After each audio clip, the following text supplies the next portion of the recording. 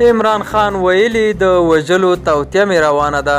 په سلامونو مو هرکلی کوم. زموږ یوټیوب چینل ته په خیر راغلی.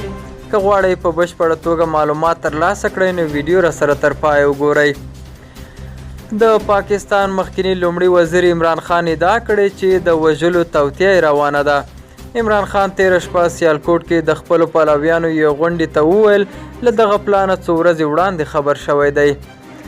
نوموړي زیاته کړه یو ثبت کړی ویډیو کې چې اوس خوندي ځای کې ایښي دغه ټولو کسانو نومونه اخیستي چې د ده په خبره دې توطیه کې لاس لري. عمران خان ویلي د وژلو پلان یې د بندو دروازو تر شا پاکستان کې دننه او له دغه هیواده بهر جوړ شوی دی. د پاکستان تحریک انصاف ګوند مشر وایي که پر ده څه وشي نو دا ویډیو به د ولس مخې ته کېښودل شي. هغه ویلي دا ویډیو یې ځکه ثبت کړی چې پاکستان کې هیڅ وخت ځواکمن نه نیول کېږي. عمران خان وایي له لیاقت علي خان رانیولي تر اوسه پاکستان کې په ورته ټولو پیښو کې ځواکمن مجرمان آزاد او کمزوري کسان نیول شوي دي. د پاکستان مخکنی لومړي وزیر په زغرده نه دی ویلي چې د وژلو توطیه کې په پاکستان کې دننه او له دغه هیواده بهر څوک ښکیل دي.